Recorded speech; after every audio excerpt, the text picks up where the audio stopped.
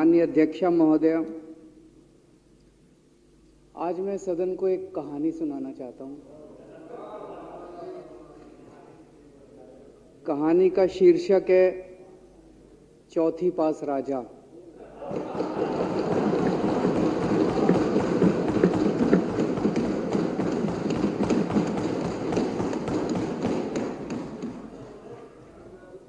आपने बचपन में राजा रानी की बहुत कहानियां सुनी होंगी। मेरी कहानी में रानी नहीं है,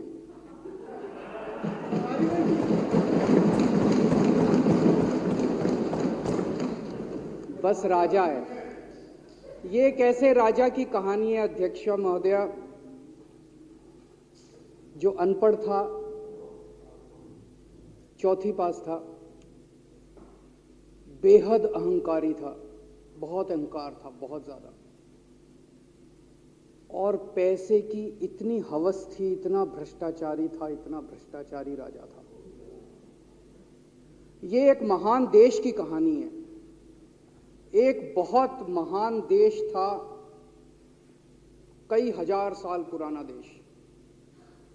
उस देश में एक गांव में एक बहुत गरीब परिवार में एक बच्चे का जन्म हुआ। जब बच्चे का जन्म हुआ तो ज्योतिषी ने कहा, गांव में ज्योतिषी होते हैं, आते हैं, वो पत्री बनाते हैं। ज्योतिषी ने कहा, माई तेरा लड़का बड़ा होके बहुत बड़ा सम्राट बनेगा। माई को यकीन नहीं हुआ, मेरा इतने गरीब हूं मैं, कहां से मेरा बेटा सम्राट बनेगा। तो उसने कहा, नहीं, तेरे बेटे के ग्रह बताते हैं तेरा बेटा बहुत बड़ा सम्राट बनेगा। बेटा धीरे धीरे बड़ा होने लगा। स्कूल, गांव का ही स्कूल था, स्कूल जाता था, उसका पढ़ने वढ़ने में मन नहीं लगता था। तो चौथी के बाद उसने किसी तरह से चौथी करी, चौथी के बाद उसने स्कूल छोड़ दिया। गांव के पास एक रेलवे स्टेशन था।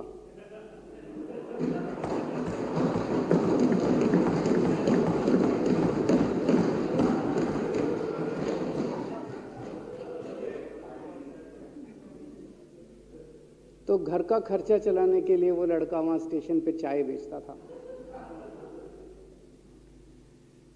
लड़के को भाषण देने का बड़ा शौक था। सारे गांव के लड़कों को इकट्ठा कर लेता, आसपास के गांव के भी इकट्ठा कर लेता, सामने वो खाट डाल लेता, उस पर चढ़ जाता और भाषण देता। धीरे धीरे आसपास के गांव के लड़के भी इकट्ठे हो गए। जिस भी चीज में भाषण देता, एक बार शुरू हो जाता तो बंद ही नहीं होता। अब ज्योतिषी ने कहा था, लड़का बड़ा हुआ, बड़ा होके एक दिन उस महान देश का वो राजा बन गया। पूरे देश में उसका नाम हो गया चौथी पास राजा। लोग उसको चौथी पास राजा कहते थे। अब उसे आता जाता कुछ था नहीं, पढ़ा लिखा था नहीं। अफसर आते, कुछ अंग्रेजी में चपर चपर करते, उसको समझ नहीं आता। अफसर जो मर्जी उससे साइन करा के ले जाते, जो मर्जी उससे साइन करा के ले जाते। अब वो कुछ पूछे अफसरों से तो उसे भी शर्म आती थी कि मैं पूछूंगा तो उनको लगेगा अनपढ़ आदमी है, पता चल जाएगा। तो उसके भी दिल में ये रहता था, यार मैं पूछूं ना पूछूं। पता नहीं किस किस चीज पे उसने चौथी पास राजा ने साइन कर दिए। फिर धीरे धीरे राजा को ये बुरा लगने लगा, यार ये मेरे को चौथी पास कहते हैं। तो उसने एक फर्जी डिग्री बनवा ली। कहीं से फर्जी डिग्री बना के ले आया, एमए की। बोला मैं एमए हूं। तो लोगों को लगा, यार ये तो ठीक नहीं है, ये तो फर्जी डिग्री हम बना के ले आया हमारा राजा। तो लोगों ने आरटीआई डाली। जो आरटीआई डालता उस पर 25,000 रुपये जुर्माना।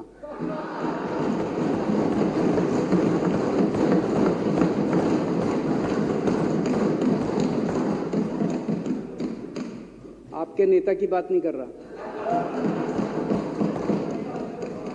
आप लोग भी हंस सकते हो।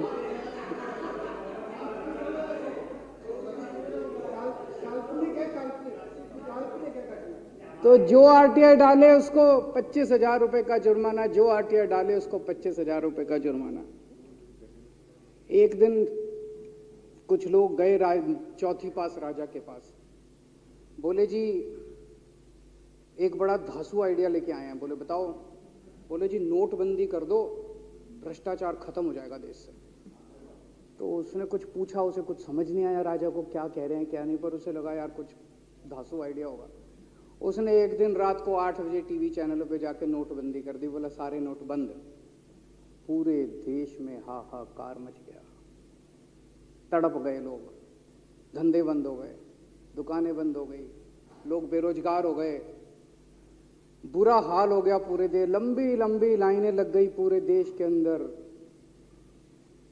लोगों ने जाके उसको कहा जी नोटबंदी कर दो, आतंकवाद खत्म हो जाएगा। ना आतंकवाद खत्म हुआ, ना भ्रष्टाचार खत्म हुआ, देश बर्बाद हो गया। वो महान देश जिसका वो राजा बना था, वो देश 10 साल 15 साल 20 साल पीछे चला गया उस नोटबंदी से, उस चौथी पास राजा की वजह से। एक दिन कुछ लोग गए उस राजा के पास, बोले जी खेती खूब बड़ी हो जाएगी, ये किसानों के कानून पास कर दो। अब उसको कुछ अकल नहीं थी राजा को, अनपढ़ राजा था। उसने साइन कर दिए, 3 काले कानून पास हो गए किसानों के। पूरे देश के किसान सड़कों पे, जगह जगह मोर्चे, 750 किसानों की मौत हो गई 1 साल के अंदर। अंत में राजा को वो कानून वापस लेने पड़े। धीरे धीरे देश की समस्याएं बढ़ती गई, क्योंकि राजा ऐरे गहरे। इससे पहले एक और राजा आया था, मोहम्मद बिन तुगलक। वो भी ऐसे ही करता था, कभी उसने देश की राजधानी बदल दी, कभी बोला मैं चमड़े के सिक्के बनाऊंगा। उसी तरह से ये था अनपढ़ राजा, कुछ भी कर देता था। अब राजा को एक दिन लगा यार मैं तो राजा बन गया, पता नहीं कितने दिन रहूंगा। तो उसकी गरीबी में जो जीवन उसने जिया था, उसे लगा यार पैसे तो कमाने चाहिए। पैसे कैसे कमाऊं? पैसे कमाऊंगा तो जनता में छवि खराब होगी। तो उसने अपने एक दोस्त को बुलाया और उस दोस्त को बोला कि ऐसा करते हैं कि मैं तो राजा हूं, सारे सरकारी ठेके तेरे को दिलाऊंगा, सारी कंपनियां तेरे को दिलाऊंगा, सरकारी पैसा तेरे को दिलाऊंगा। नाम तेरा, पैसा मेरा। तेरे को पूरे उस पे 10% कमीशन तेरे को मिलेगा, सारा पैसा मेरा। दोस्त मान गया। दोस्त को क्या था, फ्री में पैसा मिल रहा था, दोस्त मान गया। उसके बाद दोनों ने मिलके जो देश को लूटा, जो देश को लूटा। सबसे पहले वो दोस्त आया, बोला सर सबसे पहले बैंकों को लूटते हैं। तो वो बोला वो कैसे यार, बैंकों को लूटेंगे तो ये तो ठीक नहीं है। बोला नहीं ऐसे करते हैं, आप किसी बैंक के चेयरमैन को बुलाओ, उसको बोलो कि वो मेरे को लोन देगा। तो बोला लोन देगा तो वापस करना पड़ेगा। बोला वापस कौन करेगा, वापस थोड़ी करना है, आप राजा हो, वापस नहीं करना, लोन दिला दो बस। तो राजा ने एक बैंक के चेयरमैन को बुलाया, बोला इसको लोन दे।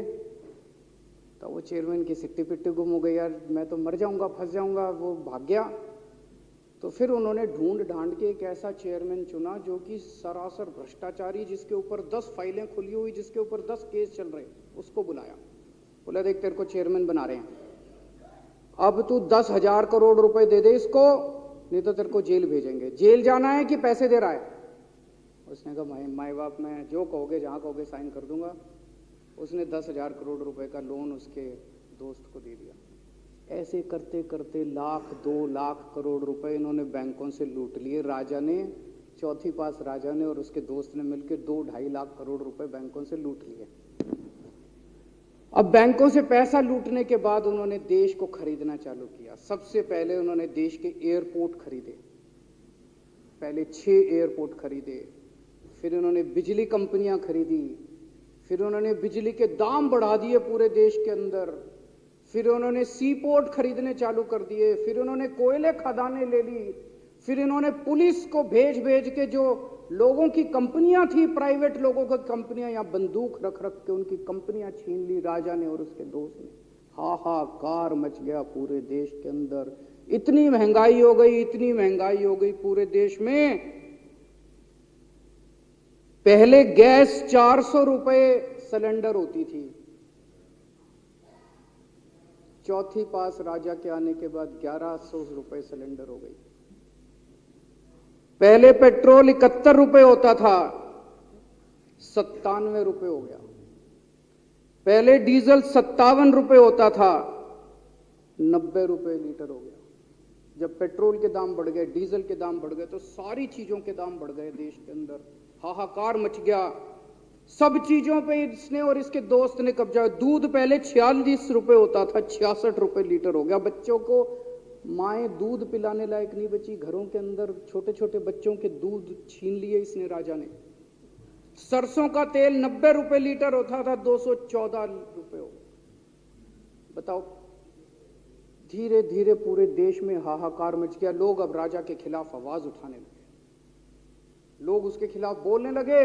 तो राजा ने कह दिया, जो मेरे खिलाफ बोलेगा पकड़ के जेल में डालो। एक के बाद एक राजा ने लोगों को पकड़ पकड़ के जेल में डालना शुरू कर दिया। किसी ने राजा का कार्टून बना लिया, उसको भी जेल में डाल दिया। किसी ने राजा का नाम गलत ले दिया, उसको भी जेल में डाल दिया। किसी टीवी चैनल वाले ने राजा के खिलाफ लिख दिया, उसको भी पकड़ के जेल में डाल दिया।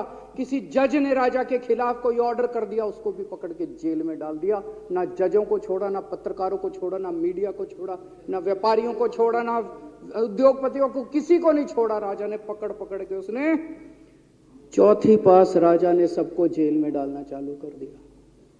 एक महान देश कहां से कहां पहुंच गया। उसी देश के अंदर एक छोटा सा राज्य था, उस राज्य का एक मुख्यमंत्री था।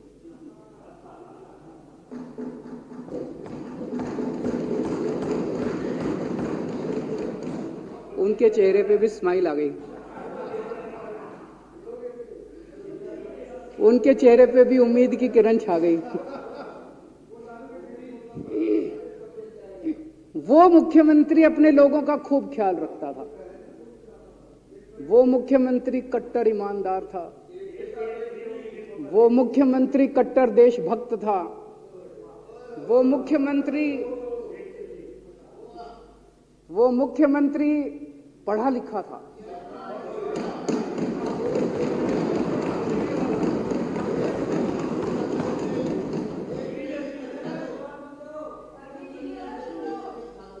उस मुख्यमंत्री ने अपने लोगों को महंगाई से छुटकारा दिलाने के लिए बिजली मुफ्त कर दी। भाई साहब, उसके बाद तो चौथी पास राजा पागल हो गया। उसने बुला के जो हड़काया उस मुख्यमंत्री को कि तेरी हिम्मत कैसे हुई। उसे लगा राजा ने तो सारी बिजली कंपनियों पे कब्जा कर रखा था। उसे लगा अगर ये बिजली मुफ्त करने लग गया तो बाकी देश में तो मेरा बेड़ा गर्क, मेरी बिजली कंपनियां लुट जाएंगी, ऐसे कैसे चलेगा। उसने उसको कहा, खबरदार, तूने बिजली मुफ्त के। मुख्यमंत्री नहीं माना। धीरे धीरे उस मुख्यमंत्री ने अपने गरीबों के स्कूल ठीक करने चालू कर दिए। तो राजा ने उसको बुला के और हड़काया। राजा बोला, ये क्या कर रहा है तू, स्कूलों के में बच्चों को पढ़ाता है, तू स्कूल खोल रहा है, ये बंद कर, ये सब, ये नहीं चलेगा इस देश का। वो नहीं माना मुख्यमंत्री। फिर उसने मुख्यमंत्री ने सबके इलाज मुफ्त कर दिया, सबके लिए शानदार मोहल्ला क्लिनिक खोल दिए, इलाज मुफ्त कर दिया। राजा तो बिल्कुल ही पागल हो गया।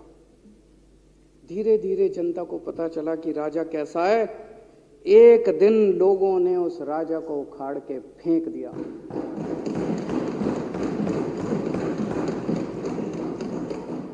और लोगों ने एक किसी ईमानदार और देशभक्त आदमी को वहां बिठा दिया और उनकी सरकार आ गई।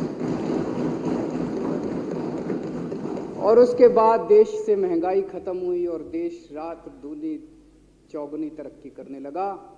तो जैसे हम बचपन में सुना करते थे, moral of the story, Hindi में क्या कहते, मॉरल ऑफ द स्टोरी का मतलब भाई इस कहानी में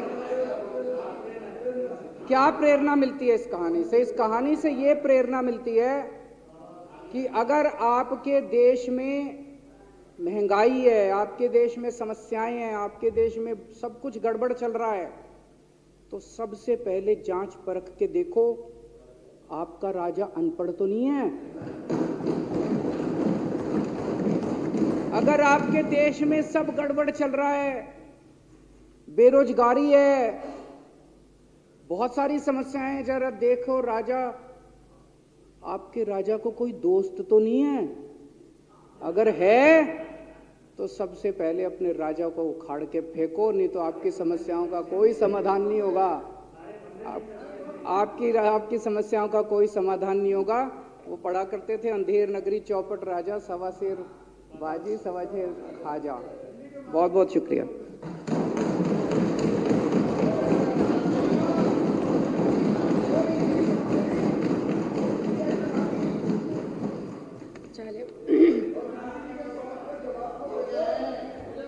संकल्प पारित करना। अब श्री दिलीप पांडे माननीय मुख्य सचेतक द्वारा प्रस्तुत संकल्प सदन के सामने है।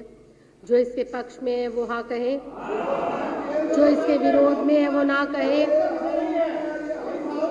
जो इसके विरोध में है ना है, जो इसके विरोध में नहीं है वो ना कहे। हाँ पक्ष जीता, हाँ पक्ष जीता, संकल्प स्वीकार हुआ।